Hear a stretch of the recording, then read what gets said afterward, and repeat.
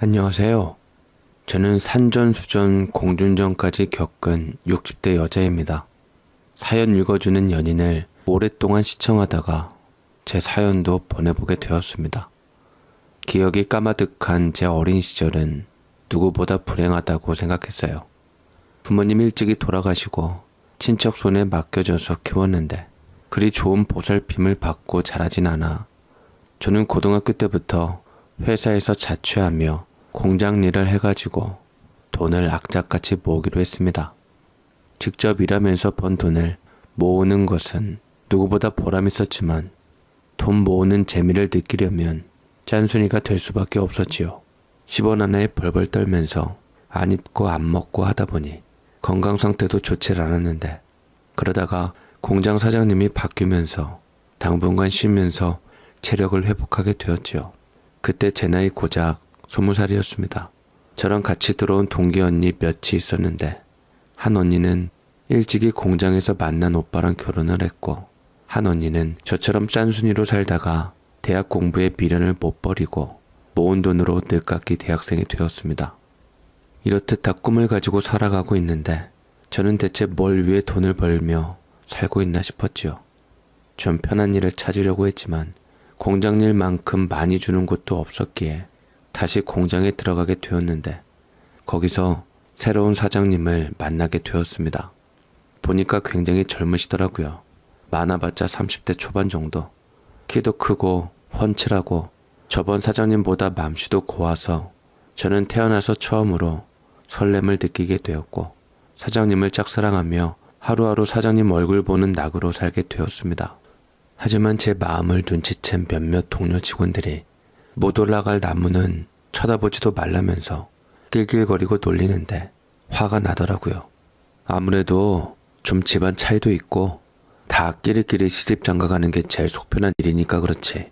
그리고 사장님 유부남이란 소문도 있던데 그런 것도 마음에 걸리고 다 널 위해서 하는 소리야. 사장님이 유부남이란 말도 안 되는 소리를 했던 언니에게 감나라 배너라 하지 말라 했는데 저는 유부남이 아닐 거라 생각했던 이유가 저번에 회식 자리에서 어떤 직원이 사장님께 사모님 기다리시는데 그만 댁에 가보시라고 말하니 웃으면서 집에 아무도 없다는 소리에 저는 속으로 쾌재를 부르며 확신을 했죠. 그러다 유난히 그날따라 퇴근길에 장대비가 쏟아지는 날 부랴부랴 일을 마치고 집에 가려고 했는데 마침 또 우산을 안 가져왔더라고요. 이놈의 정신머리. 이걸 뛰어야 하나 좀 있다가 비가 사그라들면 가야 하나 발만 동동 구르고 있는데 때마침 기막힌 타이밍으로 딱 봐도 비싸 보이는 차 창문을 내려지며 저를 향해 손짓하더라고요. 저도 모르게 심장이 쿵 떨어지며 얼굴이 시뻘개졌는데 네, 바로 제가 짝사랑하던 사장님이었습니다. 윤정씨, 집에 가는 길이죠? 얼른 타요. 비가 많이 와요. 저는 얼떨결에 사장님 차를 후딱 얻어타게 되었고 난생 처음 이렇게 고급차를 타본 일이 없었기에 신기했지만 촌티는 내지 않으려고 무심하게 앞만 봤어요. 그러자 사장님이 제게 긴장을 풀어주려고 이런저런 농담을 해주시더라고요. 윤정씨는 어떻게 그렇게 사람이 부지런해요? 나이도 제일 어리고 막내인데 동료들에게도 평판이 좋던데 나도 본받아야 할 것 같아요.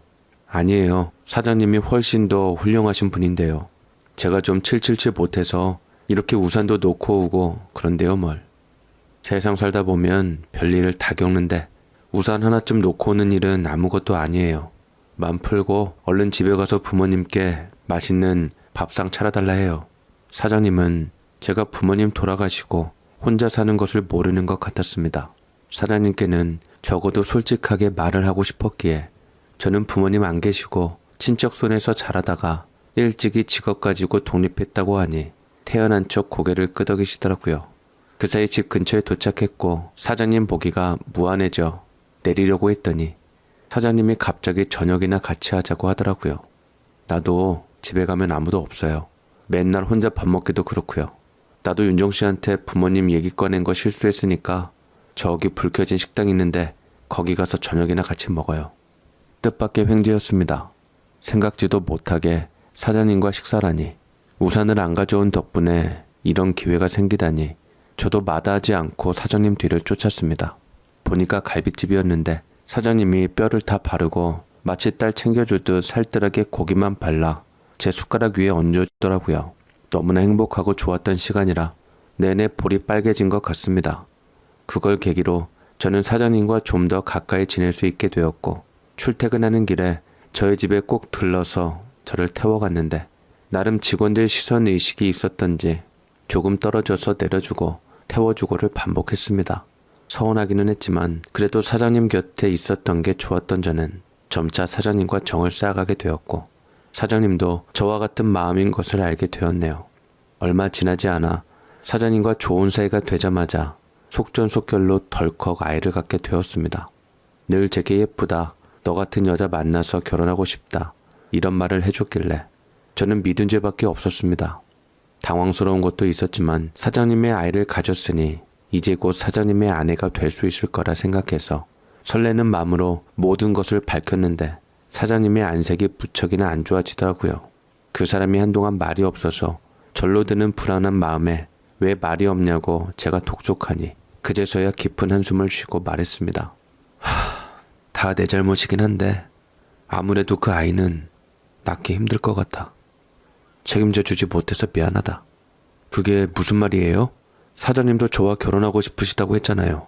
그래서 아이도 갖게 되었는데 이제 와서 사장님답지 않게 그게 무슨 소리예요? 그게 내가 사실 유부남이야. 무겁게 떨어진 유부남이라는 소리에 저는 정신이 번쩍 들며 귀를 후벼파며 다시 되물었습니다. 그게 무슨 말씀이세요? 저한테 여태 그런 말 없었잖아요. 집에 가면 아무도 없다 하셔서 저는 당연히 미혼인 줄 알았는데 굳이 좋은 사이로 지내는데 그런 말까지 할 필요 없다 생각했지. 사실 와이프가 임신했는데 입덧이 너무 심해서 지금 친정가 있어. 예정일도 얼마 안 남아서 이제 곧 내 아이도 태어날 거야. 청천벽력 같은 소리였습니다. 친정간 와이프가 곧 애를 낳는다고? 그럼 내 아이는 대체 어떻게 되는 건지. 하도 기가 막힌 저는 사장님께 붙들고 소리내어 울자 사장님께서 제게 메모지를 한 장 내밀더라고요. 거기 계좌번호 줘. 내가 병원 갈 비용이랑 얼마 정도는 대줄 수 있어. 대신 회사에서는 입 잘못 뻥끗하면 나도 가만히 안 있을 테니 네가 부디 현명하게 굴었으면 좋겠다.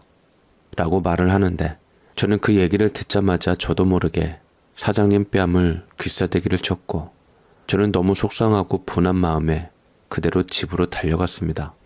내가 만만했던지 어떻게 사장님이 나한테 그럴 수가 있는지 난생 처음 해본 제 첫사랑의 끝은 버림받는 것이었습니다. 저는 괴롭고 억울한 마음에 집으로 돌아가 물 한 모금 식사 한 숟가락 대질 못했어요. 병원을 가려고 해도 쉽게 마음먹지 못했고 입덧은 계속하니 뱃속의 새 생명을 살려야겠다는 모성애가 저도 모르게 발동이 되었던 것 같습니다.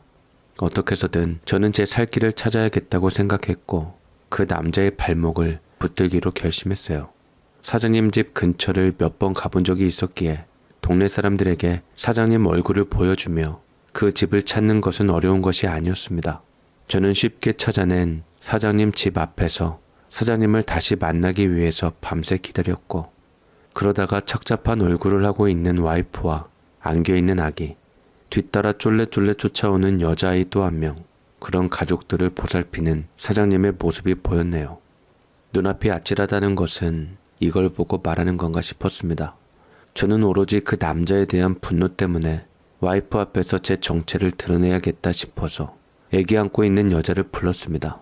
아줌마, 내가 누군 줄 알아요? 나 당신 남편이 다니는 공장 직원이자 애인이에요. 날 사랑한다고 했던 사람이 당신 남편이고 난 속아서 사장님 아이 가졌다고요. 제가 이렇게 나타나니 사장님 어이없는 얼굴로 저를 부인 가까이에 가지 못하도록 저를 밀쳤고 아내는 표정이 일그러진 채로 남편과 저를 번갈아 보다가 황당하게 웃더라고요. 어린 사람 같은데 아주 당돌하네요. 지금 그 말을 내게 하는 이유가 뭐예요? 나더러 지금 남편하고 이혼이라도 하라는 건가요? 이혼해 주시면 감사하고요. 그렇게 못 해주겠다 싶으시면 저도 사장님 댁에서 두 번째 부인으로 살게 해주세요. 난 호적에 안 올려도 되니까 내 아이만이라도 올려주시고요. 내가 당신 남편의 거짓말에 놀아났는지 후회스러워요. 그치만 제 뱃속 애기는 아무 죄가 없잖아요. 시키는 건 뭐든지 다 할 테니까 저 이 집에서 아이 낳고 살게 해주세요. 제가 생각하고 들어봐도 본처 입장에서는 참으로 뻔뻔스러울 것입니다. 하지만 전 뻔뻔스럽고 되바라지기로 마음 먹었습니다. 내 뱃속의 아이를 위해서라도 남의 남편 넘본 인간이라고 온갖 멸시를 다 당해도 이 악물고 버티고 싶었습니다. 맘 같아서는 저를 당장 쫓아내고 싶지만 아이 때문에 꾹 눌러 참고 있는 것 같아 보였습니다. 사장님은 일단 아이들 앞이니 험한 모습 보여주고 싶지 않다며 저를 끌고 가다시피 했고 그 사이 본처는 아이와 함께 집안으로 피신했지요. 사장님은 순순히 제가 말을 듣지 않자 더 큰 금액을 제시하며 직장도 그만두고 다신 우리 가족 앞에 나타나지 말라고 했습니다. 아이를 낳으면 양육비도 주고 생활비도 보태줄 테니 더 이상 찾아오지 말란 말만 했지요. 그렇게 내팽겨치고 사장님은 굳은 혈문 뒤로 문을 닫고 가셨고 저는 그 앞에서 상처받고 한참이나 흐느꼈습니다. 그 와중에도 거지에게 동냥하듯 준 봉투를 챙겼고 스스로의 비참함에 얼마나 울었는지 모릅니다. 그 후로도 몇 번 찾아갔지만 본처는 들은 채도 하지 않고 경찰에 신고해버리거나 사장님께 떠넘기거나 했는데 저도 점점 배가 불러오니 가는 것조차 쉽지가 않더라고요. 결국 스트레스를 받아 아이는 2달이나 빨리 태어나 팔싹둥이가 되었는데 그래도 아들이었습니다. 저는 아이가 제발 건강해지고 무사히 퇴어나길 간절히 바랬습니다. 남들 같으면 부모 형제가 곁에 있어서 큰 힘이 되어주었을 텐데 저는 아무도 없으니 의지할 데가 없어 서글퍼지더라고요. 하지만 저도 엄마가 되었기에 저를 의지하고 살아갈 아이를 위해서라도 버텨야 했습니다.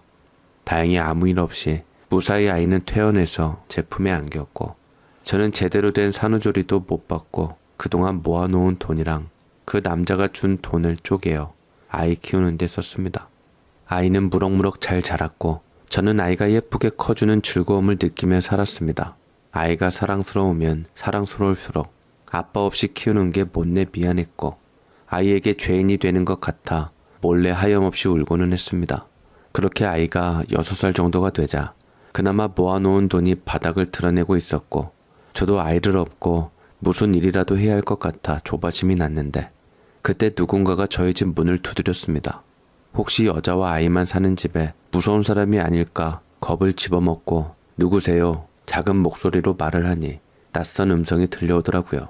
조심스레 열어주니 어떤 나이든 여자와 그 뒤에는 바로 낯익은 사장님이 쫄래쫄래 따라와 무거운 모습을 보여주었습니다. 다짜고짜 저희 집 안으로 들어와 쓱 하고 둘러보더니 혀를 차면서 직접적으로 말씀하시더라고요.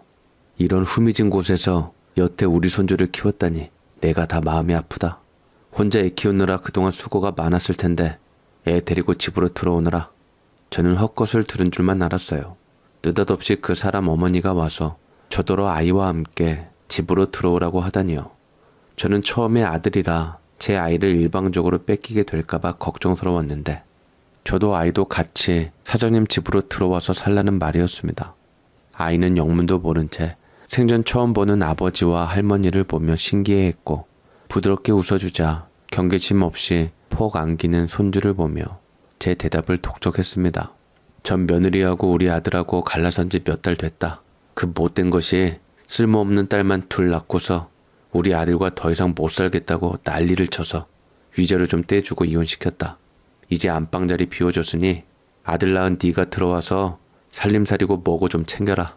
아들 하나 낳았으니 또 줄줄이 동생도 봐야 하지 않겠니?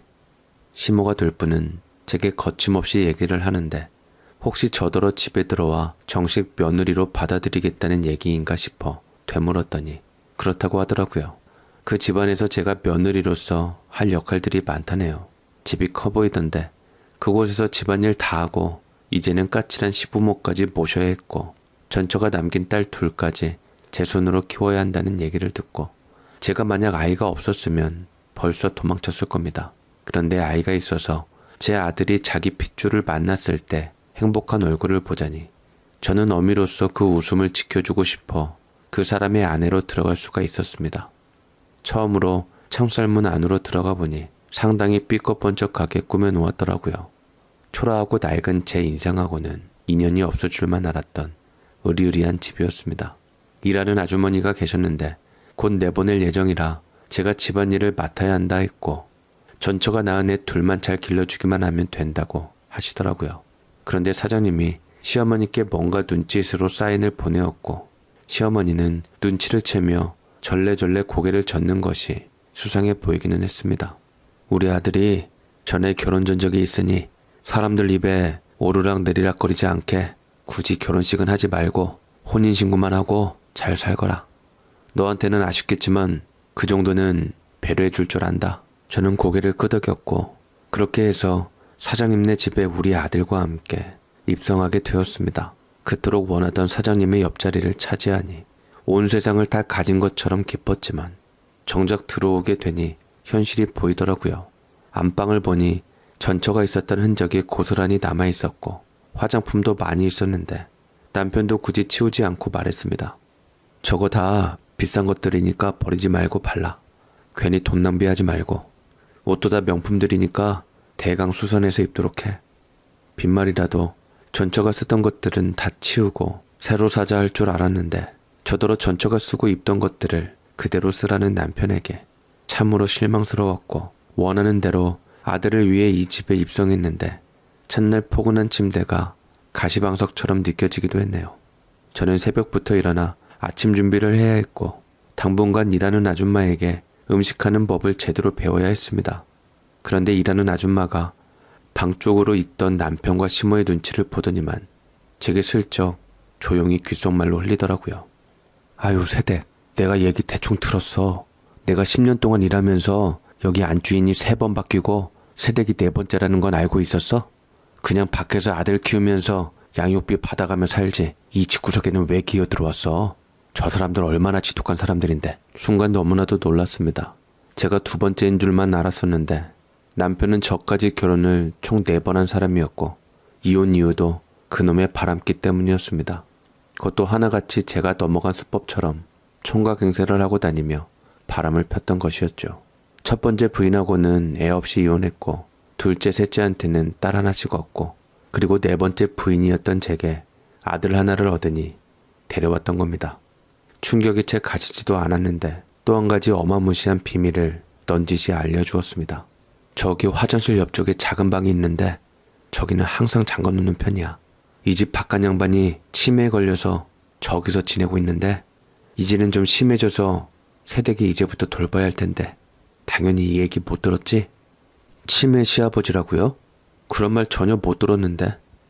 손발에 힘이 쫙 빠지고 아줌마 말 맞다나 아들 데리고 도망쳐야 하나 싶은 마음이었습니다. 누군가의 병간호를 한 번도 해본 적 없고 겨우 아기나 키우며 생활하는 게 전부였는데 이 집의 아들 행복을 지키러 온 제게 너무나도 많은 부담들이 짐지워졌습니다. 제가 일단은 끝까지 모른 척 해보자 싶어서 시모와 남편이 말할 때까지 기다렸는데 머지않아 아줌마가 집을 나가고서 드디어 입을 열더라고요. 우리 아버지가 치매기가 좀 있어서 당신이 힘들 수도 있지만 그래도 우리 결혼해서 가족이니 기쁜 마음으로 모시도록 해. 대소변 볼 때 당신이 신경 써서 받아주고 목욕할 때도 화장실 옆이니까 좀 수월할 거야. 그렇게는 못해요. 난 여기 애랑 당신 아내로서 들어온 거지 파출부 아줌마 되려고 온 거 아니라고요. 어떻게 날 한 번도 아니고 2번씩이나 속일 수가 있어요? 무슨 말을 또 그렇게 해. 그때도 지금도 얘기를 안 했을 뿐이지 이미 혼인신고도 다 마쳤으니 당신이 여기 안주인으로서 책임과 의무를 다하도록 해. 괜히 나나 어머니 신경 쓰이게 하지 말고 아들만 생각하면서 고분고분하게 잘해. 남편은 제게 부하 직원처럼 지시를 내렸고 저는 울분을 감추지 못하고 억울한 맘에 이혼하겠다고 다시 서류를 받아와 제출하겠노라고 했지만 남편은 그런 말들은 거들떠 보질 않았습니다. 제가 완전히 당한 느낌이 들더라고요. 이 집에선 저에 대한 존중과 배려 따위는 하나도 없이 그저 명령하면 굴복해야 하는 입장이었습니다. 번뜩 정신이 든 저는 이 집안으로부터 도망가기 위해 아이 또한 손을 잡아 끌며 가자고 했지만 지 엄마 고생문이 훤한 줄 모르고 전에 쾌쾌한 좁은 집보다는 큰 집이 더 좋은 걸 알았던지 절대 안 가겠다고 버티더라고요. 그 때문에 저는 힘든 삶을 살게 되었어요. 아이는 안 좋은 환경에서 살다 좋은 것을 먹고 입고 자라더니 제법 이른 나이에 철이 들어 자기가 누리는 것에 대해 많은 것을 알게 되었고 동네에서 제일 비싼 유치원을 가게 되니 뿌듯해했습니다. 거기다 유일한 제사밥 차릴 손주라고 할머니가 끼고 도니 누나들도 꼼짝 못하며 제 아들은 집안의 위치를 잡아가고 있는 듯 했습니다. 그 대가로 저는 너무나 힘든 고통을 느껴야 했지요.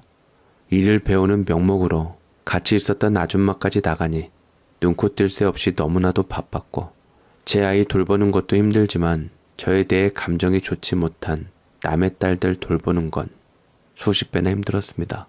시어머니는 맨날 친구들이랑 놀러 다니시기에 바쁘셨고 저는 숨 돌림만 하면 또다시 시아버지 뒷수발까지 하려니 죽을 맛이었지요. 시아버지는 생각보다 심한 중증 치매를 앓고 계셨습니다. 그러다 보니 뒤치다거리도 쉽지가 않아 하루하루가 지옥인 삶을 살게 되어서 이 와중에 둘째를 어서 빨리 가지라는 시어머니의 말은 너무 뻔뻔스럽기까지 느껴지더라고요. 그리고 제가 남편을 방에 들어오지도 못하게 문 걸어 잠그고 생활하니 남편하고도 점차 멀어지기 시작했고 시어머니 눈밖에도 나게 되었습니다. 그리고 얼마 후에 저도 꼼짝없이 당하고야 말았더랬죠. 바로 내연녀의 습격이요. 남편의 전부인들이 떠난 이유 중 제일 컸던 것은 바람이었는데 이번에도 어떤 여자가 나타나 만삭에 배를 하고서 저희 집 앞에 초인종을 누르더라고요. 시어머니도 골치 아픈 듯 처음에는 신경도 안 쓰다가 그 여자의 꽤나 끈질긴 집착력에 같이 만나게 되었습니다. 지금 있는 와이프 되시는 분도 우리 공장 출신이라면서요? 본부인 내쫓고 안방 차지하니 여태 편했죠? 사장님이 제게 다 말해주었어요. 제 뱃속에 남편 아들이 있으니 저도 일단 들어와 살아야겠네요. 그렇게 해서 안방 자리를 뺏었다고 들어서요. 마치 본처 앞에서 배를 내밀고 당당했던 제 모습을 보는 것만 같았습니다. 가소롭기까지 하더라고요. 저 이상으로 당돌한 여자는 씩씩거리며 저와 시어머니를 밀치고 다짜고짜 커다란 보따리 하나를 이고 들어갔고 시어머니는 인상을 찌푸린 채로 거실로 돌아와 당장 남편의 회사에 전화를 걸었습니다. 언성이 높아지는 게 시어머니께서도 단단히 화가 나셨나 싶었고 남편은 어머니가 부르자마자 바로 와서 제가 아닌 어머니께부터 사죄를 드리더라고요. 이번에는 진짜 실수였다고요. 회식 자리에서 너무 많이 마셔 정신을 잃었는데 다음날 저도 당황했어요. 제 잘못만은 아니라고요. 어째 이리 하는 짓마다 지 애비를 꼭 닮았을 거. 이젠 나도 모른다. 네가 데리고 살든 애만 키우든 아니면 다 내보내든 난 몰라. 애미랑 잘 상의하고 의논해서 해결 봐라. 시아버지의 바람기도 워낙 유명했던지 시어머니는 그 피를 꼭 아들이 닮았다며 진절머리를 쳤습니다. 남편은 정말로 실수였던지 저런 여자는 신경 쓰지 말라고 하는데 시어머니처럼 저도 남편에게 정 떨어진 지 오래되었습니다. 그 여자는 저와 같은 공장에서 일하던 사람이었고 제가 그만둔 후 후임으로 들어온 사람이었는데 남편에게 흔들려 이 지경까지 온 것 같았습니다. 그걸 보니 제 지나간 과오를 눈으로 확인한 것 같았고 만삭의 배를 부여잡고 있는데 저놈의 내 운명을 뒤틀리게 한 장대비까지 오니 걱정이 되더라고요. 밖에서 비를 맞다가 내연녀는 결국 쓰러지고 말았고 저는 모른 척할 수 없어서 집 안으로 데려왔습니다. 마치 예전에 남편에게 팽당한 제 모습 같기도 해서 마음이 안 좋기도 했고요. 그 여자는 상당히 의외라는 듯 경계심을 거두고 제 호의를 순수하게 받아들였고 골방 하나를 치워주며 그렇게 한 지붕 두 부인이 살게 되었던 것이었습니다. 남편의 내연녀라는 것도 있고 이렇게 베풀 수 있는 건 제가 넉넉해졌거나 아니면 남편에 대한 애정이 없었던 것 같습니다. 그 여자도 마냥 있는 건 불편했던지 아기새 마냥 제 뒤를 졸졸 쫓아다니며 일거리를 돕고자 했는데 저보다 더 어린 사람이 살림깨나 해봤을 실력으로 척척 반찬들을 만들어내었습니다. 할머니랑 같이 살았을 때 눈이 어두우셔서 제가 동생들이 있어서 다 밥 해먹이고 키우고 했어요. 지금은 동생들도 다 커서 지 앞가림들 다 하고 있고요. 어떻게 남편은 저 나이의 아이처럼 힘없는 여자애들만 알아봤던지 더 그 아이가 제 동생 같기도 하고 안쓰럽더라고요. 시어머니는 제 하는 모양새를 보더니만 흡족하게 웃었습니다. 네가 생각보다 배포도 크고 맘씨가 넉넉하구나. 딴 옆에 애들 같았음 남편 머리채 쥐고 한바탕 난리쳤을 텐데 네가 전처들보다 낫다 야. 기왕 곱게 마음먹은 거 끝까지 챙기고 애 낳으면 산후조리 잘해주고 몇 푼 줘도 저 물건 내쫓아라. 시어머니는 참으로 모질게도 한 지붕 아래 젊은 여자 둘이나 산다면 입방아에 오른다며 굴러온 돌이 박힌 돌 빼내기 싫으면 본인 말대로 하라 하셨습니다. 저를 생각해주는 것은 고맙긴 하지만 저는 사실 남의 아이 기르는 건 딸 둘러도 충분한데 신생아 갓난아이도 기르고 산후조리까지 해주는 것까지 해주는 것도 무리라고 생각했네요. 내 아들 문제만 아니었어도 이렇게 볼 꼴 못 볼 꼴 겪지는 않았을 텐데 저는 왜 하필 그 많은 사람들 중에서 유부남이었던 사람을 골랐던 건지 그 사람 말 맞다나 독하게 맘먹고 혼자 사는 게 맞았는데 뱃속의 아이 때문에 너무나도 어리석은 짓을 저지르고 말았습니다. 내연녀는 처음에는 제가 어쨌든 호적에 오른 부인이니 제게 살살 비유를 맞추고 다 속내까지 다 얘기하며 제 비유를 맞춰주며 저를 따르는 듯 했지만 눈빛이 보면 볼수록 야망이 가득한 게 호시탐탐 제 자리를 노리는 것 같았습니다. 치매에 있는 시부 모시는 것도 아랑곳 않고 어떻게 해서든 안방을 차지하려고 말이죠. 남들이 보면 정신 나갔다고 했겠지만 저는 그 애가 사실 제 처지랑 비슷하다고 생각해서 흡사 제 어린 모습을 보는 것 같아서 잘 챙겨주고 싶은 마음도 들었습니다. 그런데 그 애와 저랑 다른 점이 하나 있더라고요. 앞으로 내 형님이라고 부를게요. 형님, 저 이미 다 알고 우리 서방님한테 온 거예요. 유부남인 것도 결혼을 몇 번씩이나 했던 것도 제게는 상관없는 일이었거든요. 형님도 이미 다 알고 있으면서 팔자 고치려고 사장님 잡은 거 맞죠? 내연녀는 저를 자기랑 같은 속물로 몰아가면서 저를 빈정거렸고 저는 참을 수가 없었지만 임산부를 상대로 난투극을 벌일 수도 없어 참을 인자를 내내 마음에 새겨야 했습니다.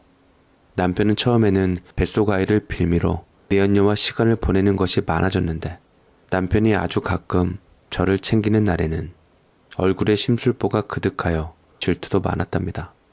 넙대대하고 인물도 좋지 않은 게 남편은 그런 여자가 왜 좋았던지 저와 점점 멀어지게 되었고 마침내 그 여자는 남편의 또 다른 아들을 낳아줬습니다. 그러자 시어머니께서 누구보다 반기시더라고요. 어휴, 장하다 장해. 어쩌면 이렇게 예쁜 똑똑거비를 낳았니? 기특하다. 살림만 잘 챙기는 줄 알았더니만 아주 똑부러지게 아들을 낳아놨네.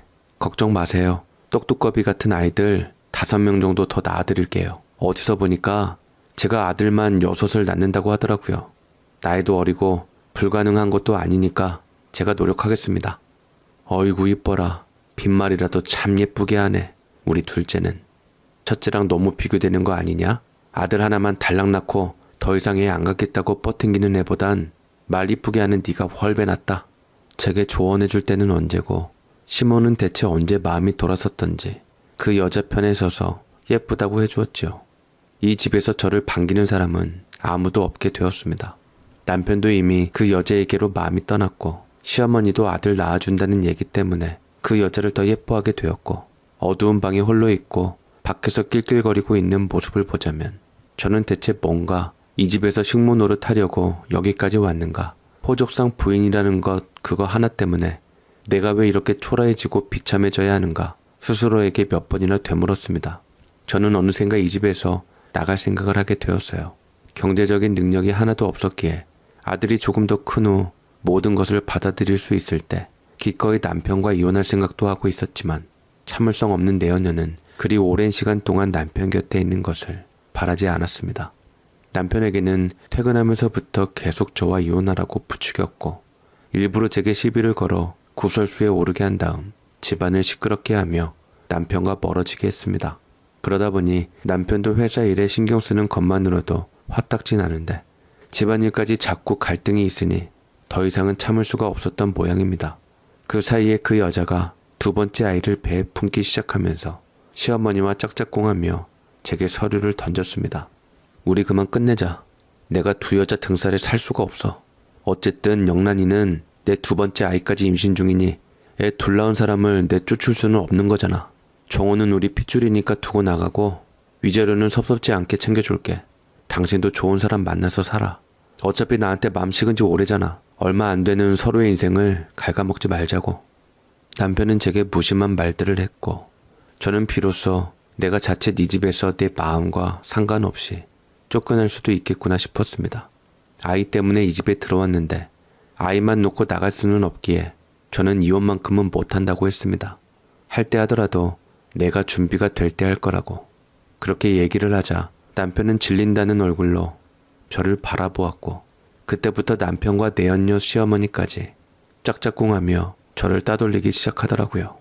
언제부터인가 애기 돌본다는 핑계로 저한테 다 떠넘기는 뻔뻔스런 내연녀는 남편에게 예쁨을 독차지해서 돈을 헤프게 쓰기 시작했지만 남편은 어지간히 내연녀한테 빠졌던지 그 정도 해줄 능력은 된다며 우쭐거리기도 했습니다.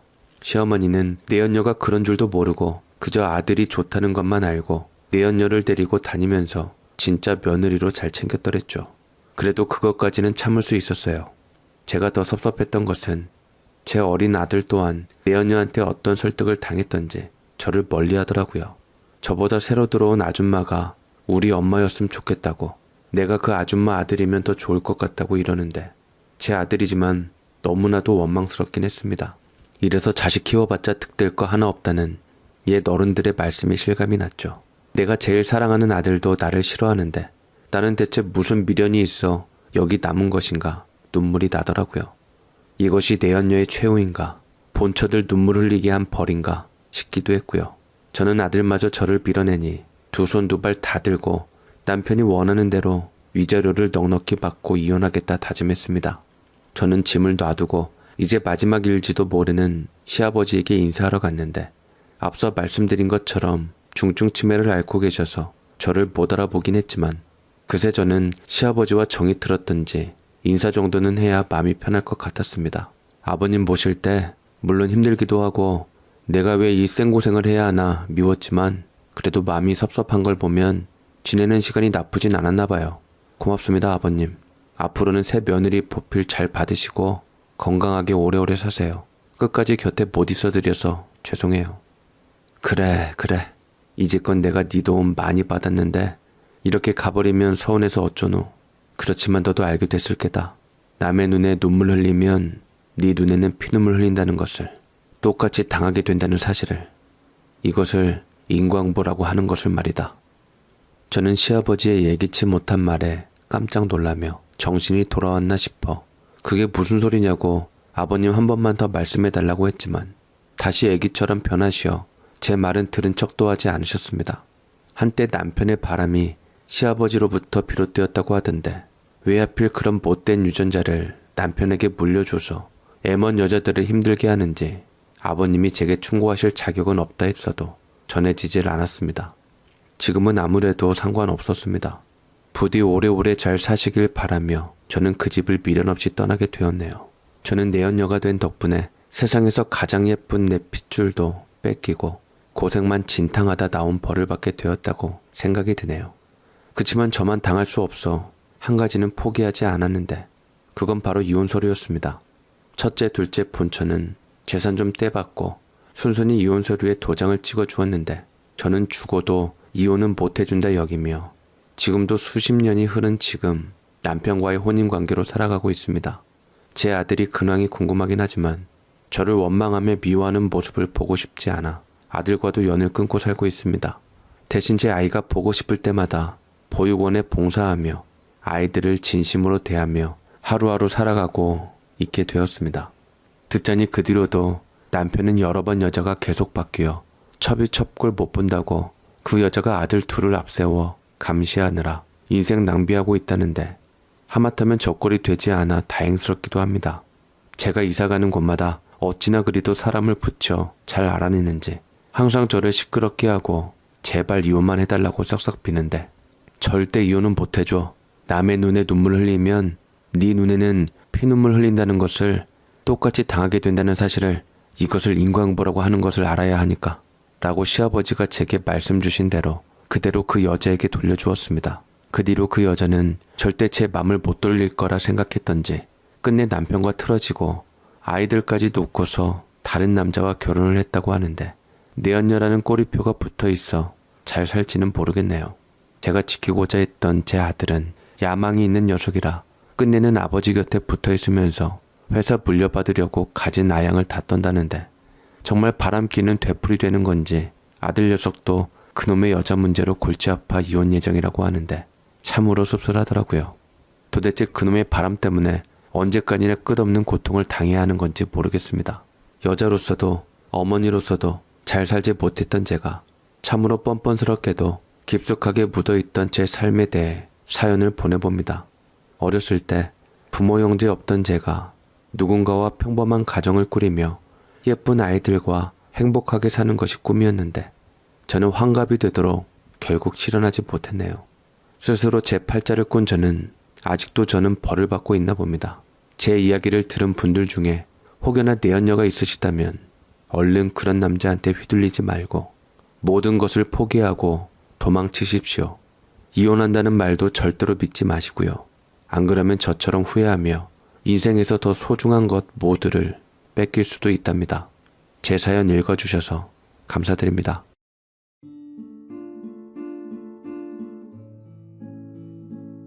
안녕하세요. 40대 후반의 남자입니다. 내년이면 저도 거진 반백년 산 인생이네요. 세월이 참 빠르고도 야속하다는 생각이 듭니다. 저도 형제가 있어서요. 원래 위에 저보다 2살이 많았던 누나가 있었는데 어려서 교통사고로 세상을 먼저 떠났습니다. 이날 누나와 함께 동승에 있던 아버지도 함께 가셨죠.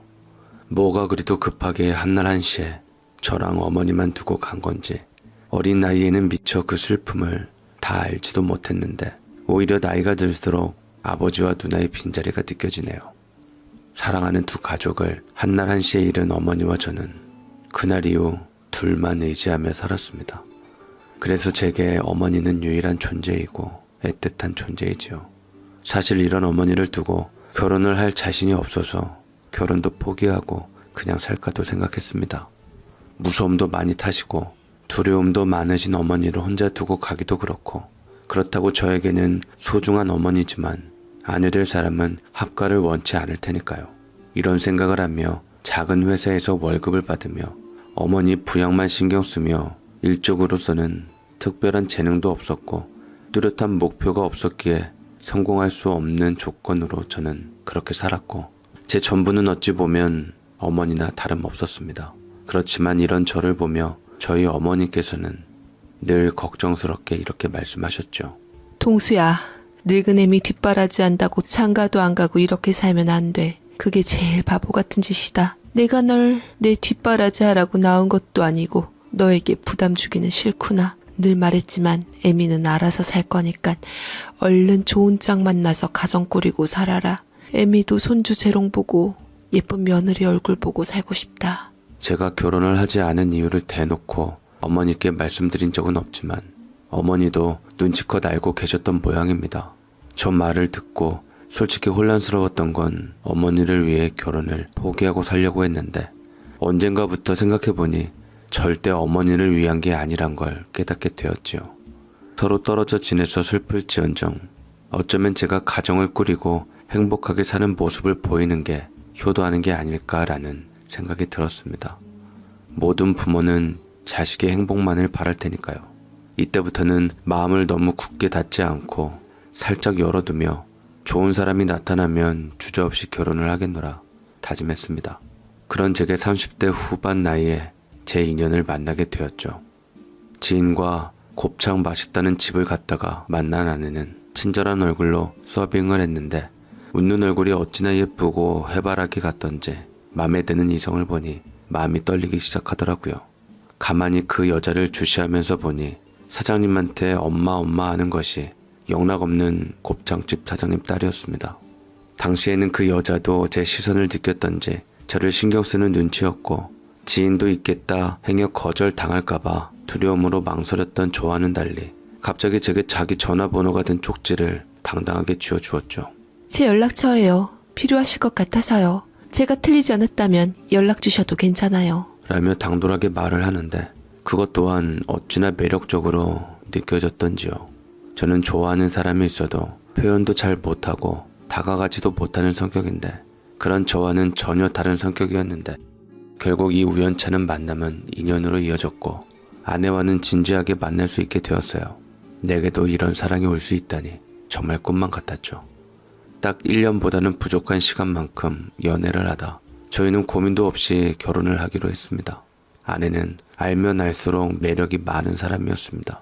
성격 자체가 굉장히 활달하고 늘 웃는 얼굴로 사람을 대했지요. 그 사람을 보고 있는 것만으로도 행복해지는 느낌이 들었고 마음이 참 평온해졌습니다. 아내의 이런 밝은 성격은 아무래도 환경에서 비롯된 게 아닐까라는 생각을 해보았네요. 아내는 저처럼 홀어머니와 살고 있었지만 저희 집과는 경제력 차이가 났습니다. 장모님께서는 작은 고깃집 겸 곱창집을 운영하시며 아내를 키우다 이게 잘 되면서 체인을 여러 곳에 내시며 부를 축적하셨다고 합니다. 이렇게 축적된 부를 모아두지 않으시고 부동산 투자까지 하시며 건물도 여러 소유하고 계셨지요. 본인이 여유가 있으니 하나뿐인 외동딸은 고생하며 살지 않기를 바라셨고 아내에게 건물을 넘겨주며 세를 받으면서 편하게 살라고 하셨던 분이셨습니다. 그렇다 보니 실질적으로 아내는 직업이 따로 없었어요. 세를 받으며 편하게 살다 보니 그 속에서 나오는 여유가 아내의 활달한 성격과 긍정적인 자세를 갖출 수 있게 해주고 있다고 늘 생각했습니다. 제게는 너무나도 과분한 여자였지만 아내를 너무 사랑했고 놓치고 싶지 않았기에 아내와의 결혼을 결심하게 되었고 40을 앞두고서 아내와 결혼을 했습니다. 물론 장모님의 반대가 꽤 있었습니다. 어떻게 키운 딸인데 고작 작은 회사 다니는 월급쟁이에 홀어머니 모시고 사는 저와 결혼을 하냐며 면전에 대놓고 말씀하시기도 했지요. 내가 우리 혜진이를 어떻게 키웠는데 자네 솔직히 말해보게. 우리 혜진이를 진심으로 사랑하는 겐가 아니면 돈 보고 좋아하는 겐가? 나는 자네의 시꺼먼 속을 믿을 수가 없네. 장모님은 늘 제가 흑심을 품고 아내에게 접근했다고 생각하셨고 저를 더 안 좋게 보셨지만 자식 이기는 부모 없다고 혜진이의 완강함에 결국 뜻을 굽히시고 결혼을 허락해 주시기는 했는데 저를 여전히 눈에 가시처럼 여기며 못마땅해 했지요. 결혼을 하자마자 저희 부부에게는 아이가 생겼어요. 신혼생활이 없다 한들 아무렴 어떻습니까? 저희 부부에게 빨리 찾아와준 아이는 그저 축복이었습니다. 아내가 임신한 기간 동안 입덧도 심했고 몸도 많이 힘들어해서 최대한 도와주려 노력했어요. 아내는 온종일 집에 있거나 지인들을 만나서 시간을 보냈지만 저는 일도 하며 살림까지 맡아서 했습니다. 아내가 살림에 서툴기도 했고 몸이 힘들다며 아무것도 못하겠다고 했기에 말이죠. 그렇게 순식간에 10달이 지나가 아이가 태어났고 아내와 저를 쏙 빼닮은 딸을 낳았어요. 이 세상 무엇과도 바꿀 수 없는 딸을 보고 있을 때면 제가 더 열심히 살아야겠다는 의지가 솟았습니다. 어머니도 기다린 손녀딸을 보시고 정말 기뻐하셔서 저는 효도했다는 생각에 더 기뻤네요. 처음에는 아내가 홀로 육아를 하며 아이를 잘 키웠습니다. 그런데 육아를 하는 것 자체가 결코 쉬운 일이 아니지요. 50일이 채 되기도 전에 아내는 몸도 약한 편의 노산이라 그런지 체력적으로 너무 힘겨워했습니다. 심지어 연애 때는 오히려 부지런한 모습을 보여줬던 아내지만 점점 손 하나 까딱도 하지 않는 아내를 보니 막막했습니다. 이럴 거면 차라리 육아휴직을 내서 제가 집에서 아이가 조금 클 때까지라도 돌보고 싶었는데 그건 아내가 싫다고 하더군요. 당신 엉뚱한 생각 마. 남자들 육아휴직 그거 잘못 썼다가 회사에 밉보이고 쫓겨난다고 하던데 절대로 안 돼. 능력도 없으면서 지금 회사 아니면 당신 받아주는 데 없으면 어쩌려고 해? 백수는 창피해서 안 된다. 저 역시 매일매일이 힘들어 단 몇 개월이라도 아이를 키우며 안정을 찾고 싶었습니다. 제가 모아둔 돈도 있고 아내가 건물 세받는 게 있으니 형편이 어렵지 않았거든요. 그러나 아내는 제게 이렇게 말을 했습니다. 당신이 가장이지 내가 가장은 아니잖아. 당신 정말 우리 엄마 말처럼 내 돈 보고 결혼한 거야? 이제야 본 모습 보이는 건 아니지? 은근슬쩍 눌러앉을 생각 말고 일이나 열심히 해서 돈 벌어와. 쥐꼬리만한 월급이라도 백수보단 낫잖아. 그리고 애는 정말 내가 혼자 못 보겠으니까 어머님한테 부탁 좀 하면 안 돼? 어차피 어머님 집도 우리랑 가까운데 평일이라도 좀 봐달라고 해보자. 나 정말 힘들어 여보. 아내는 제게 뻑하면 장모님 말 듣고 돈 보고 결혼한 거 아니냐며 이걸로 건수를 잡아 절 들었다 놨다 하는데 이 말을 듣는 순간순간마다 기분이 몹시도 나빴습니다. 거기다 어느 날인가는 저희 어머니를 모셔와 평일에 아이를 봐달라고 하라는 말을 하는데 어머니라고 집에서 노시는 것도 아니고 아파트 청소하시는데 4시에 퇴근할 때 그때라도 와서 좀 아이를 봐달라는 말에 헛웃음이 나더라고요. 우리 엄마도 좀 힘들어. 장모님 일하시는 것처럼 우리 엄마도 지금 아파트 청소하는 거 알잖아. 좀 일찍 끝나면 엄마도 좀 쉬어야지. 요새 허리 아프시고 힘드신데. 아니면 사람 구하면 안 돼? 이 사람 좀 봐. 그럼 사람 구하면 그 비용이 하늘에서 떨어지니? 당신 쥐꼬리만한 월급으로 사람을 쓰라고? 아니면 우리 엄마한테 손벌리라는 거야? 아니 당신이 정 힘들다고 하니까. 내가 남의 아이 낳았어? 우리 엄마 당신 봉 아니고 우리 식구 봉 아니야. 결혼했으면 가장이 알아서 해야지. 그걸 왜 우리 엄마한테 손을 벌려? 우리 엄마는 왼종일 바쁘고 그나마 시간 되시는 어머님께 도와달라 그러는 게 그렇게 못할 말이야?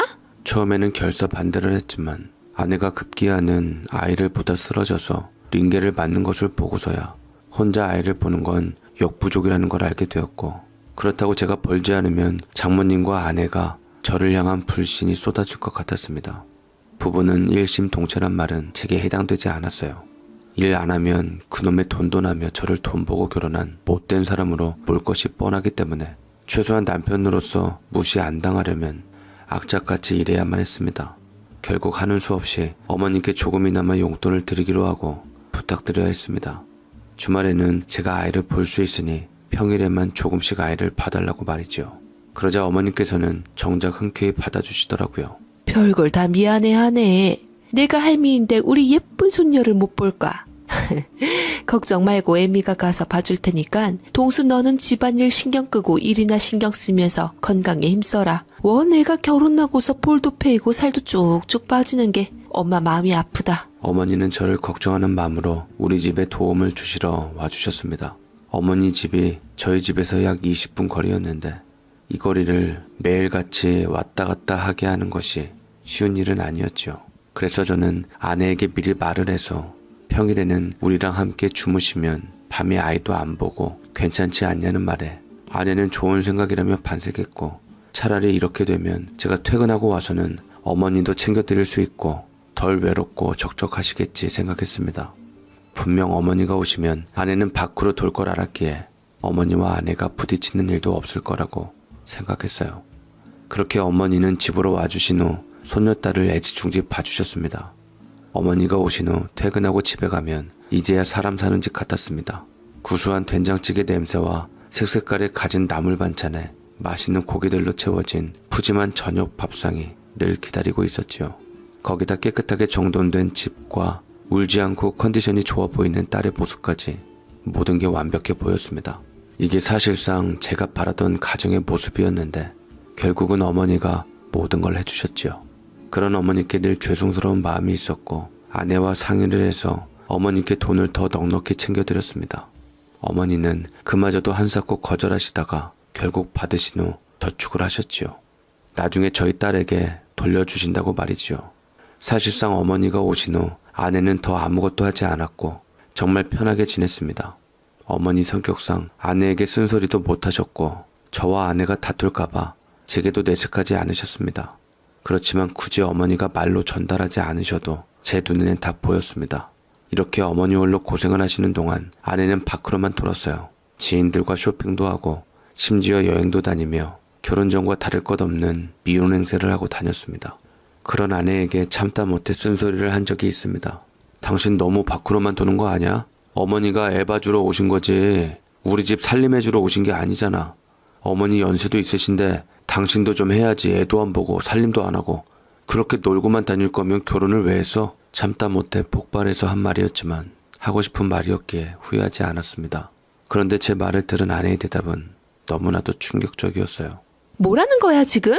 나 원래 이렇게 살았던 여자야. 우리 엄마도 나한테 설거지 한 번을 안 시켰는데 당신이 뭐라고 나한테 그러는데? 주제도 모르고 분에 넘치는 나 같은 여자 데리고 살면서 바라는 것도 많네. 사람은 다 정해진 수준에 맞춰서 사는 거야. 당신은 당신 수준대로 일하면서 월급 챙기는 거고 난 내 수준대로 사는 거라고. 그러니까 나한테 이런 요구하지 마. 알겠어? 아내의 입에서 나온 저 말을 듣는 순간 머리가 띵했습니다. 어떻게 저런 말을 할 수 있을까요? 정해진 수준대로 살아야 한다는 말에 참 마음이 쓰라렸어요. 처음에와 달리 점점 제가 알던 아내가 아니라는 생각이 들었습니다. 이후 아내와는 갈등이 점점 많아졌고 사이도 나빠져 각방을 쓰기 시작했고 아내는 처갓집을 저희 집보다 더 많이 드나들기 시작하면서부터 갈등이 솟아나고 있을 때쯤 문제가 또 생겼습니다. 매일같이 우리 엄마가 아이를 봐주시러 오신다는 말을 듣고 장모님이 그게 거슬린 듯 등장하시며 갈등은 최고조에 달했어요. 이것은 아내가 원한 것이었는데도 장모님의 눈에는 혼자 애지중지 키운 귀한 외동딸을 부려먹기 위해 저희 어머니가 오셨다고 생각하신 모양이었습니다. 저와 어머니 둘이 아내를 힘들게 하며 지낸다고 말이지요. 상황상 오히려 저와 어머니가 아내 눈치를 보며 살고 있는데 말입니다. 그렇게 처갓집에 드나들면 말이라도 제대로 해줬으면 우리 어머님께서 오해를 덜 사셨을 텐데 자기 일은 쏙 다물고 있었던지 장모님은 일하고 있는 제게 무작정 전화하셔서 막 퍼붓고 끊으시곤 했습니다. 자네 지금 제정신인가? 내가 우리 혜진이 귀하게 키운 거 뻔히 알면서 자네 어머니까지 불러다가 애를 구박하고 못 살게 굴어?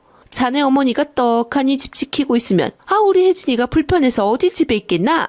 그러니 애가 집에도 못 있고 밖으로만 돌지. 제발 머리가 좀 있으면 생각이란 걸 좀 해보게나. 제가 그쪽에다 대고 그건 아내가 원한 거였다고 말을 했지만 들릴 리 만무했고 이런 말을 하루에도 수십 번 들어야 했습니다. 사실상 어머니가 없으면 저희 집은 굴러갈 수가 없다는 게 현실인데 대체 장모님은 왜 저렇게 말씀하실까 싶어 답답했죠. 심지어 저희 어머니는 아내와 함께 집에 있을 때면 아내가 불편해할까 싶어 홀로 조용히 작은 방에 들어가서 시간을 보내셨어요. 그런 어머니께 나오시라고 같이 TV라도 보자고 하면 손사래를 치며 한사코 거부를 하셨지요. 저녁 시간에도 함께 저녁만 먹고 치우신 후 방으로 들어가셨습니다. 제가 퇴근하고 와서 설거지든 남은 집안일을 하려고 하면 이것도 거부하셨지요. 온종일 힘들게 일하고 와서 집안일까지 하는 거 아니라고 말이지요. 그렇다고 아내에게 눈치를 준 적도 시킨 적도 없으셨습니다. 상황이 이런데 더 얄미운 건 아내는 어머니 눈치를 아예 보지도 않았다는 겁니다.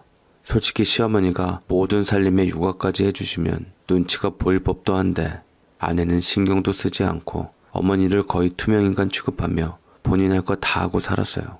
이런 아내인데 장모님이 어머니와 저를 욕하니 점점 속안에서 분노가 끓고 있었습니다. 제가 장모님께 상황이 이렇다 이렇게 흘러가고 있고 어머니가 다 해주시는 거라며 답답한 마음에 속내를 털어놓은 적이 있었습니다. 그런데도 돌아오는 답변은 기가 막혔지요. 당연한 거 아닌가? 자네 같은 후진 아들을 뒀으면서 저렇게 훌륭한 며느리를 어떻게 보겠나? 없으면 며느리 수발이라도 들어야지. 세상은 원래 있는 자들에게 유리한 거야. 세상에 공짜란 없는 걸세. 꼭 가진 것도 없는 것들이 불만도 많지. 에휴.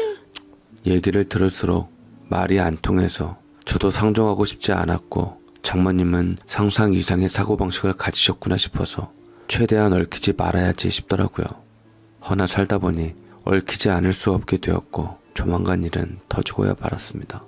어느 날 모처럼 주말에 어머니를 모시고 맛있는 한정식을 대접해 드리려 날을 잡았는데 어머니가 고생하신 거 뻔히 알고서도 제가 일도 바빠 신경 못 쓴 게 너무 죄송했거든요.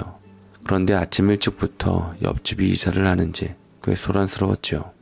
아침잠 많은 아내가 평소와는 달리 갑자기 부지런을 떨며 나갈 채비를 하기에 혹시나 저는 이때만 해도 어머니와 시간을 보내자는 말이 내심 신경 쓰여서 급하게 준비를 하는 건가 싶어서 간만에 기분 좋게 우리 어머니께 신경 써주는 며느리 도리하려는 사람처럼 보여 좀 더 자도 된다고 어머니랑은 점심때 나가면 된다고 말해줬더니만 당초에 무슨 말을 하냐는 듯 영문도 모를 아내의 입에서는 충격적인 말이 나왔어요.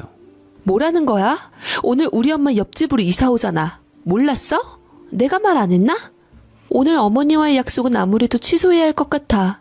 당연히 우리 엄마 이사가 큰일인데 얼른 이사 도울 준비하고 옆집으로 와. 장모님이 갑자기 옆집으로 대체 왜 오는 거며 제게 이런 말을 해준 적이 없었기 때문에 저는 무척이나 당황스러웠습니다. 누가 봐도 제게 일부러 말해주지 않은 거면서 왜 몰랐냐는 식으로 말하는 게 정말 어이가 없었죠. 이 모녀는 제게 아무런 언급도 하지 않은 채 이사 오길 감행했던 거고 장모님은 진짜로 저희 옆집으로 이사를 오셨습니다. 이날 어머니를 위한 시간을 보내려 했던 건 모두 물거품이 되었고 장모님은 저와 어머니를 보며 아주 따가운 눈총을 보냈죠. 그렇게 장모님은 옆집으로 이사를 마쳤고 이날 온종일 짐 정리하고 이것저것 하며 시간을 보냈던 제게 고맙다는 말이나 수고했다는 말도 없이 이제 가라는 말만 했던 장모님이었습니다. 딱 봐도 앞으로의 그림이 나오는 게 저희 어머니가 다치실 일이 생길까봐 걱정스러웠습니다. 아니나 다를까 장모님이 이사 오신 후 그때부터는 정말이지 저의 숨막히는 생활이 이어졌더랬죠. 퍽하면 오셔서 잔소리를 늘어놓는데 아주 속이 뒤집어지더라고요. 요새 능력 있는 남편들일수록 다들 아내한테 얼마나 헌신적으로 잘하는지 아는가? 이래서 내가 자네와의 결혼을 반대한 걸세. 못난 인간 같으니라고. 아휴, 우리 애가 너무 순진했지. 순진했어. 이런 똥파리가 끼일 줄 알았다면 그때 곱창집에서 우리 딸을 서빙을 시키는 것이 아니었는데. 웬만하면 갈등을 싫어하는 저로서는 어머니 말씀 듣고 참으려 했지만 이건 도저히 참을 수준이 아니어서 참다 못해 저는 한마디 했습니다. 장모님, 제가 똥파리면 혜진이는 똥입니까? 지금 뭐 하자는 건데요? 저도 이렇게 되면 더 이상 참을 수 없습니다. 뭐야 이놈이? 어딜 감히 눈을 부릅떠? 제가 참다 못해 반박하자 장모님은 명품 핸드백으로 제 얼굴을 치셨고 기가 찬 듯 저를 한참을 노려보다 일단 자리를 피했지만 장모님이 저를 보는 그 매서운 눈빛은 저는 잊을 수가 없습니다. 장모님은 그 이후로 더욱더 철두철미하게 일거수일투족을 모두 지켜보셨고 옆에서 산다고는 했지만 거의 저희 집에서 사는 수준이었지요. 사업이고 나발이고 본인 일도 다 내팽겨친 채 와서 애를 봐주시는 것도 아니고 그렇다고 살림을 도우시는 것도 아니고 그저 소파에 앉아서 저희 어머니 행동 하나하나를 노려보며 아내와 함께 앉아 지켜보고만 있었습니다. 어찌 보면 참 기괴한 장면이죠. 낮에는 제가 일을 가고 없다는 걸 알아서 그런지 꼭 낮에 오셨어요. 아내가 없는 날에도 말이죠. 불안했던 저는 아내에게 장모님 좀 말려보라고 했지만 우리 엄마가 대체 뭐가 문제냐는 식으로 나오니 더 이상 이 여자랑 어찌 살아야 할지 가늠이 안 되더라고요. 지나친 장모님의 개입으로 스트레스 받아 원형 탈모까지 온 저는 이혼 전문 변호사를 찾아가 상담받았는데 이건 엄연한 이혼 사유로 위자료까지 청구할 수 있다고 했지만 아이가 어리기에 양육권까지는 받아올 수 없겠다고 하더라고요. 저 대책 없는 모녀 밑에서 자랄 우리 딸아이가 많이 걱정돼요. 저는 일단은 참고 견디기로 했는데 하루에도 억장이 수없이 많이 무너졌더랬습니다. 어머니께서는 정작 장모님께서 뭐라 하든 마음이 좋으셔서 네네 하며 별말 없으셨지만 장모님의 모난 성격에 우리 어머니와 단둘이 있으면서 험한 말을 안 할 리가 없었기에 저는 걱정이 되더라고요. 고민 끝에 전 아무도 모르게 장모님의 모습을 지켜보기 위해 역으로 홈카메라를 설치하게 되었습니다. 어찌됐든 저 역시 이혼도 염두에 두었기에 혹여나 필요할 상황이 있을지도 모른다는 일종의 대비이기도 했어요. 하며 저는 역으로 근무 도중에 드문드문 장모님의 행적을 지켜보게 되었는데 오셔서는 저희 어머니께 훈수를 두시며 선 넘는 행동을 많이도 하시더이다. 충격적이게도 당장이라도 집으로 쫓아가서 우리 어머니를 구해내고 싶을 정도로요. 온몸이 부들부들 떨리더라고요. 이봐요 사돈. 보니까 손끝이 너무 야무지질 못하네요. 그러면서 무슨 살림하고 애까지 본다고 유세를 부리고 있어? 이러니까 성공을 못하는 겁니다. 알아들으세요? 성공하는 사람들은 다 이유가 있다고. 한평생 저렇게 지질이 궁상처럼 사니까 살림도 그렇게밖에 못하지. 제가 입은 옷 지금 보이십니까? 이거 수백만 원짜리 하는 다 명품 옷이에요. 이렇게 비싸고 좋은 걸 입고 다니니 아무리 입어도 망가집니까? 이게 바로 양보다는 질이라는 말이에요. 알아들으세요? 아유, 이래서 수준이 맞는 집안끼리 혼인을 시켰어야 했는데. 아유, 내가 미쳤지 미쳤어. 장모님은 어머니를 그냥 대놓고 무시하셨습니다. 저희 집이 아내네에 비해 경제력이 부족한 건 사실이었지만 그렇다고 손가락 빨고 지낼 정도로 궁핍하지 않았어요. 평범한 가정이었고 시장 바닥에서 옷을 사서 입으신 적도 없었지요. 더 속상한 건 모질지 못하시는 저희 어머니는 장모님께도 쓴소리를 하지 않으시고 알겠다고만 하셨습니다. 심지어 제게 이런 말을 옮겼다가 아내와 크게 싸움이 날까 싶으셨는지 말도 하지 않으시고 그러려니 하며 홀로 넘기셨죠. 허나 제 눈으로 지켜보니 가관도 이런 가관이 없더라고요. 이렇게 따로 말씀이 없으셔서 저는 심각성의 정도를 몰랐는데 찬찬히 보니 그 이유는 더욱더 말도 못했습니다. 사돈, 저것 좀 갖고 와봐. 내가 입이 좀 심심해서 행동도 답답하게 느려 터져서는 빨리 물이랑 과일 안 깎아내와? 아, 이딴 식으로 하고서 우리 딸을 돕겠다고 우리 집에서 밥이나 축내고 있는 거야? 그 모습은 장모님이 소파에 누워서 애를 업고 있는 저희 엄마에게 손과 발을 이용해서 이것저것 가져오라고 시키는 장면이었죠. 너무 열이 받아서 미칠 것 같았습니다. 더 이상은 참을 수가 없었고 저는 회사 오후 반차까지 낸 후 녹화본을 들고 당장 집으로 쫓아갔어요. 다행인지 불행인지 집으로 가보니 어머니는 애를 데리고 장 보러 가셨고 장모님은 이미 가시고 안 계셨습니다. 그래, 차라리 잘됐다 싶어서 숨을 돌리고 아내를 불렀어요. 전화 걸자마자 경직된 목소리로 제가 평소와는 달리 언성을 높이며 당장 집으로 오라고 하니 아내도 당황했는지 바로 왔더라고요. 그런 아내에게 제가 충격받은 녹화본을 먼저 보여주자 더 황당했던 것은 아내가 문제의 심각성을 모르게 그래서 이게 뭐? 라고 하는 것이었습니다. 평소에는 기가 찰 노릇이겠지만 이제는 분노에 휩싸인 저는 입술이 바싹바싹 말라가는 것에 찬물을 벌컥벌컥 들이킨 후 똑똑히 경고하듯 말을 했습니다. 너 잘 봐봐. 아주 눈 제대로 뜨고 봐야 할 거야. 내가 일하다 말고 너무 열받아서 이 자리에 온 거야. 장모님 정말 해도 너무하신 거 아니냐? 내가 어디까지 참고 이해를 해줘야 되지? 그냥 딱 까놓고 말해보자. 나랑 우리 어머니 네가 하자는 대로 한 것밖에 없는데 나도 네가 원해서 지금 쥐꼬리만한 월급 받으며 열심히 일하고 있고 우리 어머니도 열심히 손녀딸 보느라 출퇴근하고 있는데 이젠 네 엄마 수발까지 들어야 되냐? 우리 모자가 뭐가 부족해서 이런 취급을 받아야 해? 네가 뭔데? 당신이 잘나면 뭐 얼마나 잘났다고 그 나이에 엄마까지 앞세워서 이렇게 살고 싶냐? 이 상황을 보고도 근데 뭐라는 소리가 나와? 네가 사람이라면 감정이 있다면 입장을 한 번이라도 바꿔놓고 생각해 볼 수 있는 머리가 있다면 넌 당연히 나처럼 네 엄마가 적어도 이건 아니라는 것 정도는 알아야 돼. 내가 왜 못 참아서 이 자리에 뛰어온 건지도 알아야 하고. 알아? 그러자 아내는 경멸스러운 눈초리로 저를 보더니만 한쪽 입꼬리를 비릿하게 웃으며 눈을 치켜뜨고 말았네요. 당신이 못 참으면 어쩔 건데? 난 모르겠는데? 이 영상이 뭐가 그렇게 잘못됐는지?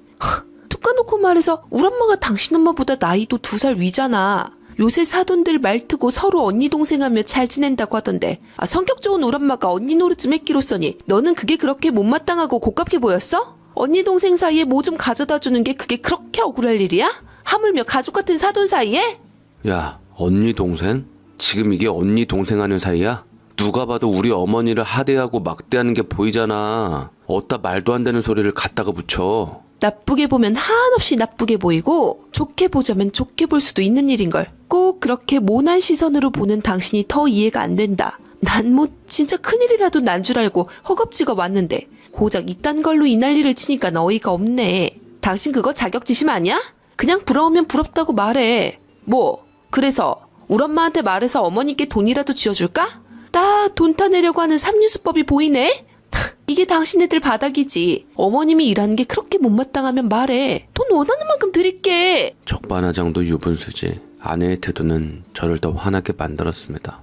결국 언성이 높아졌고 아내와 결혼 후 가장 크게 싸웠지요. 그런데 더 최악은 저희가 싸우는 소리를 들은 건지 뭔지 장모님이 홧김에 또 집으로 오셔서 우리 딸한테 왜 소리를 지르냐면서 저를 마구 치시더라고요. 하며 아내를 이곳저곳 보면서 자칫 조금 흠이라도 보이면 경찰이라도 부를 태세였습니다. 안 그래도 잔뜩 열받아 있는 상태에 장모님은 불난 집에 기름을 퍼 부으셨죠.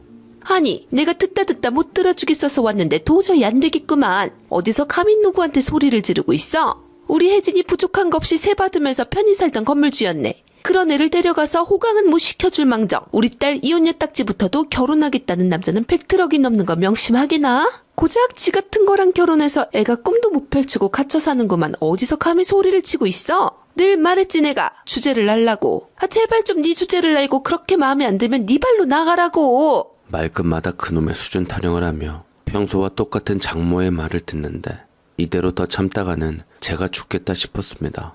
그리고 저희 어머니께도 너무 죄송스러워서 더 참을 이유가 없다는 빠른 판단이 들더라고요.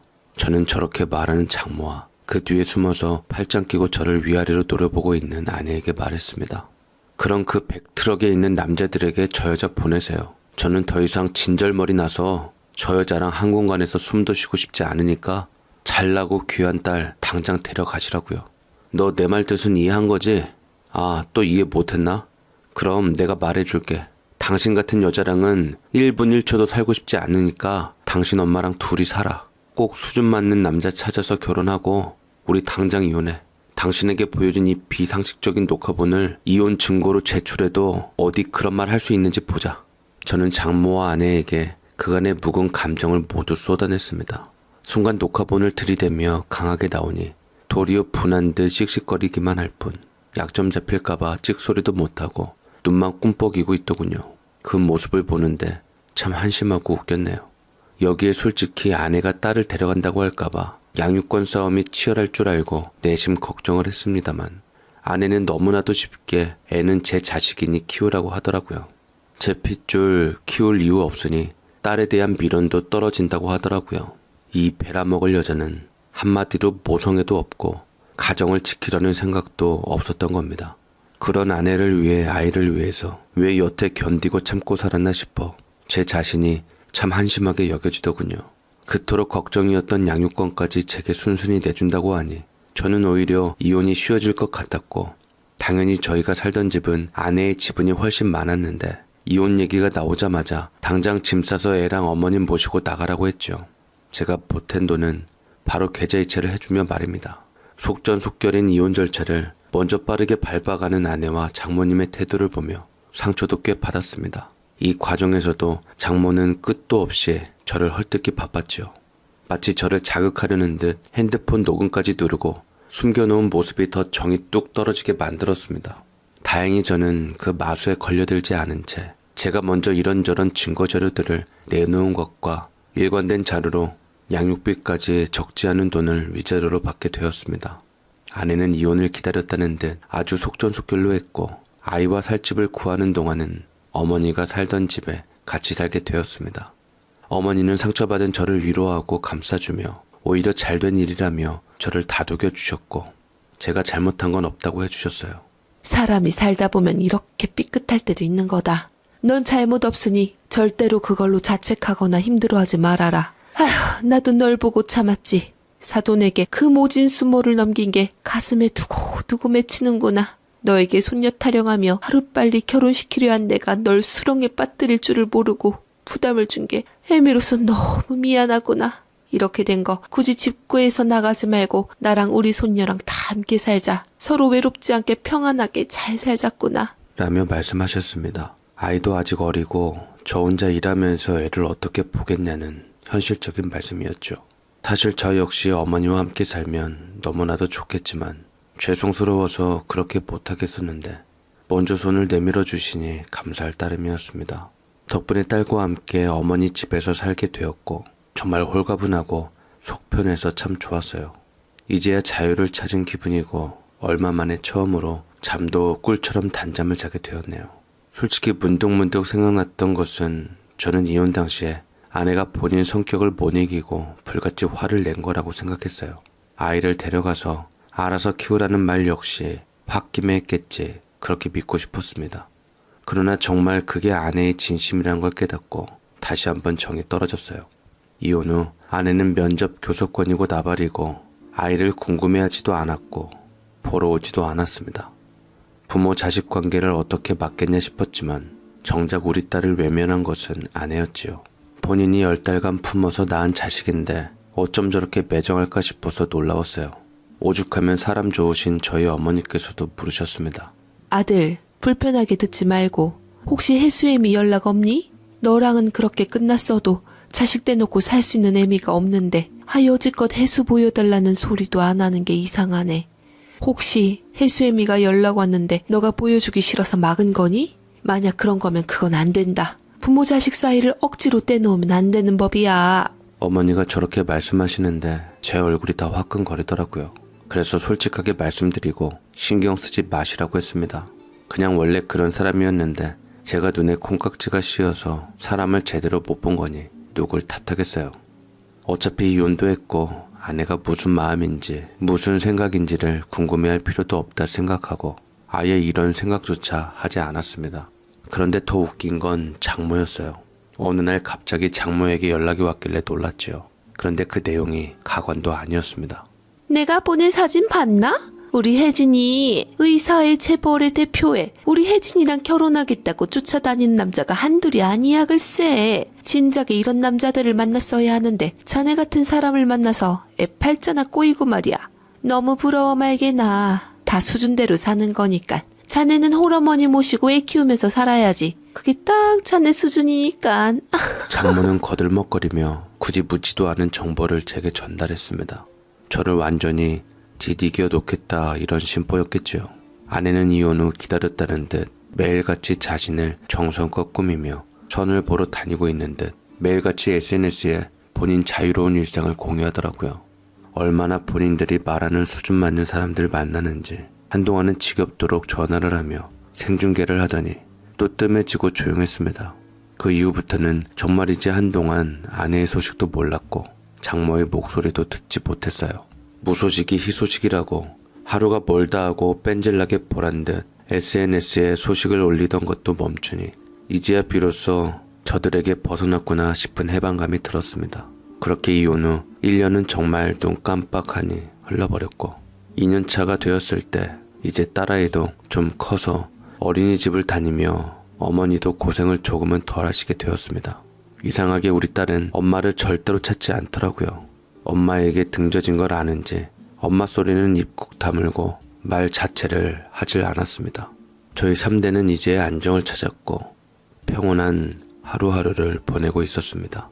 이렇게 셋이 살아도 꿈만같이 행복했고 아이 역시 할머니를 의지하고 엄마의 못다한 사랑까지 듬뿍 받으며 똑똑하게 자라고 있었지요. 그러던 어느 날 생각지도 못한 일이 터지고야 말았습니다. 모르는 번호로 제게 부재중이 3통이나 와 있었고 뭔가 싶어서 저는 쎄한 마음에 다시 아무 생각 없이 걸었건만 순간 수학이 넘어 들리는 음성에 당황스러웠습니다. 바로 잊고 살던 아내도 아닌 장모였지요. 나 혜진이 엄마일세. 자네에게 연락 안 하려고 했는데 그 어린 것 엄마 잃은 게 마음이 아파서 우리 딸 가는 길에 혜수 얼굴 한 번만이라도 보여주려고 연락했네. 그게 무슨 소리예요? 우리 딸 가는 길이라뇨. 혜진이한테 무슨 일이 있어요? 처음에는 전화를 끊으려 했으나 장모는 울먹이며 힘이 없는 목소리에 찬찬히 얘기를 듣게 되었고 내용은 정말이지 충격적이었습니다. 전처는 여느 때처럼 미모를 뽐내며 건강하게 자신있게 살았는데 어느 날 정말로 하루아침에 어떤 계기나 징후 하나 없이 뇌출혈로 쓰러졌는데 하필 쓰러진 곳이 사람 없는 외진 곳이었던지라 너무 오래 방치가 되어 세상을 떠났다고 하더군요. 왜 외진 곳에를 가게 되었는지 혜진이가 왜 아무 도움도 받을 수 없었는지는 무슨 비밀이 있는 것 마냥 더 이상 언급하질 않는데 어쨌든 생각지도 못한 소식에 갑자기 숨이 막혀오고 머리를 한 대 맞은 것처럼 멍했어요. 솔직히 전처랑은 안 좋게 이혼했고 왕래도 없었으니 굳이 신경 쓰지 않아도 뭐라 할 사람은 하나 없었지만 저는 몹시도 마음이 불편하고 찝찝한 느낌이 들었습니다. 아무리 미운 장모라고 한들 그렇게 귀하게 여긴 딸을 먼저 보내고 홀로 남은 장모가 걱정이 되기도 하더라고요. 어머니도 같은 마음이었던지 그래도 한번 찾아가 보란 말에 저는 장모네 집을 찾아갔어요. 뭘 바래서가 아니라 정말 걱정이 돼서 찾아간 것이었는데 그러나 그 집을 가자마자 장모는 몰라보게 야윈 몰골로 볼페인 얼굴로 머리가 잔뜩 헝클어진 채 제게 소금을 한 바가지 뿌리며 난리를 치셨지요. 당장 나가. 불쾌한 놈 같으니 내가 너한테 연락 한 번 했다고 곁을 줬다고 생각했느냐? 우리 혜진이가 다 너 때문에 이렇게 된 건데 너랑 결혼만 안 했어도 애가 이렇게 될 리는 없었다고. 이게 다 너 때문이야 이 자식아. 네 놈 때문에 내 귀한 딸이 부정 타서 간 거 내가 모를 줄 알아? 너 우리 딸 재산 행여나 네 딸 혜수한테 올까 바라고 노리고 온 거라면 단념하는 게 좋을 거다. 2번 다시 내 눈에 띄지 말고 시궁창에서나 빠져 살아. 정작 저에게 알린 것은 장모님이면서 제가 오니 마치 분풀이를 제게 하는 듯 원망을 돌렸다지요. 딸 잃은 마음은 알겠지만 제 딴에는 걱정되는 마음으로 갔다가 욕과 소금을 한 바가지 먹고 다시 집으로 돌아오는데 솔직히 기분은 좋지 않았습니다. 그러나 장모의 성격을 알기에 저렇게 해야만 본인이 편할 테니 저는 그저 묵묵하게 전 남편으로서 아이 아빠로서 제 할 도리를 했지요. 그냥 신경을 끄고 살면 그만인데 저 역시 어머니를 닮아 모질지를 못해서 저리도 발악하는 것이 안쓰러운 마음이 자꾸만 들었습니다. 그렇게 당하고도 정신을 못 차린 건지 속이 없는 건지 제 자신이 이해되지 않았어요. 그렇지만 저는 장모에게 최소한의 도리는 하고 싶었고 장례식에 찾아갔는데 어찌된 일인지 그토록 화려한 인간관계를 자랑한 저 모녀가 막상 아내의 장례식장에는 아무도 없이 호련히 장모만 앉아서 통곡하고 있더이다.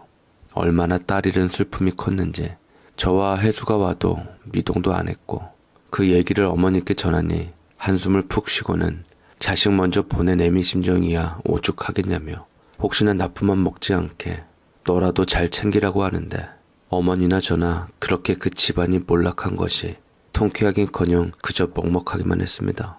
그 뒤로 혹여나 싶어 저는 어머니가 시켜서 옛 사돈의 정을 봐서 손수 만든 반찬을 가져다 주러 다시 한번 장모님을 뵈러 갔었는데 안 계셔서 집 앞에 두고 문자를 남기고 집으로 향했어요.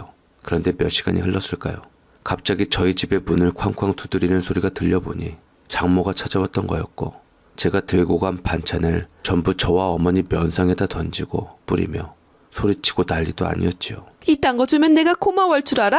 네 놈이 내 딸 팔자 그렇게 만들어 놓고 곧딱 이딴 반찬으로 무마하려고 하는 게야? 이 썩을 놈아, 내 딸 살려내. 이 모습을 보며 말리기도 하고 달래기도 했지만 도저히 소통할 수 없는 장모에게 저 역시 더는 무언가를 해주고 싶지 않았습니다. 그리고 서로 소식을 모르며 살 때가 편했다는 생각에 장모에게 말했어요. 그 사람이 그렇게 떠난 게 왜 저 때문입니까? 입은 삐뚤어졌어도 말은 똑바로 하랬습니다. 미운 정도 정이라고 좋은 마음에 보인 성의를 이렇게 걷어차시면 저 역시 대꾸할 필요가 없죠. 아내 그렇게 떠났다고 먼저 연락한 것도 장모님 아니세요? 최소한의 성의는 보였으니 저도 이제 그만하렵니다. 앞으로는 무슨 일이 있든 그냥 연락 마세요. 장모님 말씀대로 생판 남인데 왜 그런 것까지 전하며 살아야 합니까? 안 그래요? 두 번 다시 성의 보일 일도 없을 테니 찾아오지 마세요. 이걸 끝으로 저 역시 손을 놔버렸고 더 이상 그 질긴 악연이 이어지지 않기를 바랬는데 그런데 이 지옥 같은 질긴 년은 악연인지 인연인지 도무지 끝이 나질 않더라고요. 제 차가운 말에 박혔던지 장모님이 다시 저희 집에 찾아왔습니다. 갑작스레 찾아온 장모의 모습에 저희 가족 모두 당황했는데 장모는 오자마자 주저앉아 울고 불며 무릎을 꿇고 정신이 오락가락 하던지 제게 바짝 엎드려서 매달리더라고요. 미안하네. 제발 나 좀 도와주게 나 정말 모든 걸 잃었어. 나 이제 정말 혼자라고. 내가 그동안 너무 미안했네. 자네한테 모질게 한 거 정말 미안했네. 아무리 생각해봐도 나 도와줄 사람은 이 세상에 자네뿐이야. 먼저 간 혜진이 생각해서라도 나 좀 도와주게. 대체 무슨 소리인가 싶었습니다. 장모에게 자세히 말해보라고 하니 본인 앞으로 있던 모든 재산을 날렸다고 하더라고요. 체인도 여러 개 있던 곱창집에 부동산까지 몽땅 말입니다. 심지어는 아내 사망 보험금까지 날린 장모를 보니 말이 나오지 않았어요. 날린 이유도 참으로 가당찮았죠. 장모님이 자꾸만 딸에 대해 간섭하게 되니 그녀도 그게 싫었던지 싫다는 의사를 밝혔는데 그 때문에 심적으로 허전해 어떤 남자분을 만나고 재혼을 결심했다 하네요. 그렇지만 결국 장모님 손으로 택한 그 잘나고 대단한 남자에게 뒤통수를 치이고 모든 걸 날리고 오갈 곳이 없는 상황이 되니 이제야 저를 찾아와 도와달라고 두 손으로 빌며 애원하는데 이거였구나 싶더라고요. 한마디로 어이가 없었습니다. 다른 걸 다 떠나서 너무 한심하고 괘씸해서 저 쓸데없는 얘기를 들어줄 필요도 없다 생각이 들더이다. 제발 나가시라고 여기가 어디라고 찾아와서 민폐냐고 했지만 빌고 또 빌며 장모는 쉽사리 나가지 않을 것 같았습니다. 그때 정말 모질지 못하시고 너무 여린 저희 어머니가 소금을 한 바가지 들고 오셔서 얼굴에 확 뿌리며 말씀하셨죠. 제발 이 질긴 악연 좀 끊고 살자고 이 여편네야. 그렇게 내 아들 무시하고 멸시할 땐 언제고 이제 와서 내 아들한테 도와달라는 거야. 양심이란 게 있어봐 이 나쁜 여편네야. 당신 딸만 귀한 줄 알았지? 내 아들도 나한텐 귀한 아들이야. 한 번만 더 내 아들 찾아오고 괴롭혀봐. 그때는 소금으로 안 끝날 줄 알아. 당장 나가. 소금을 맞은 장모는 뜻밖의 순하디 순한 줄만 알았던 어머니의 말에 놀란 표정으로 부르르 떨다 이내 어깨를 축 늘어뜨리며 눈물을 쏟아내다 주섬주섬 짐을 챙겨 나가셨고 가면서도 어깨를 떨며 흐느끼기만 했습니다. 어머니께서는 더 이상 우리도 당해줄 필요 없다고 다치 욕심의 인과응보로서 하늘의 벌을 받은 거라 했지만 장모님으로서도 사실상 더 행복하게 살자고 한 결혼의 끝이 이럴 줄은 상상도 못했겠죠. 그리고 아내가 먼저 갈지도 몰랐고 장모가 떵떵거릴 수 있게 해주던 재산을 하루아침에 다 날리고 구걸할 줄 누가 알았겠습니까? 한치 앞을 모르는 게 인생이라지만 참 여러 생각을 하게 만들더군요. 장모가 또 찾아와서 마음이 싱숭생숭할까 싶어서 어머니께서는 재빨리 행동을 하시어 오래 터잡고 살던 곳을 떠나서 연고 없는 지방 먼 곳으로 와 어머니와 딸아이 저 이렇게 잘 살게 되었네요. 가끔 주변 친척들이나 지인들은 제 재혼 여부에 대해 궁금해했지만 저희 어머니께서는 딱 잘라서 절대 우리 아들 재혼에는 간섭 말라고 자기 여는 때가 있음 다 올 거라 했지만 제 솔직한 심정으로는 두 번 다시 여자는 못 만날 것 같고 그냥 이렇게 어머니와 딸아이 잘 키우며 살아갈 것 같네요. 행복을 상징하는 파랑새는 멀리 있지 않다고들 하죠. 저도 지금 안정되고 평화로운 제 가정을 지키는 것이 가장 행복하다 여기며 살아가겠습니다. 제 긴 사연을 끝까지 봐주셔서 너무 감사드리고 모두들 좋은 일만 있으시길 바랍니다. 고맙습니다.